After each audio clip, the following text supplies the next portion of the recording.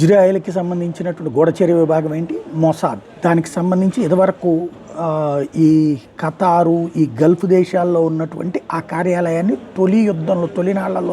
యుద్ధం తొలినాళ్లలో ధ్వంసం చేసేసింది అప్పుడు ఇరాన్. బట్ అందులో ఉన్నటువంటి వాళ్ళు ఎవరు ప్రాణాలు కోల్పోలేదు, దానికి తగిన ఏర్పాట్లు మా దగ్గర ఉన్నాయని చెప్పింది. ఎవరు చనిపోయారనేది బయట పెట్టలేదు ఇజ్రాయెల్.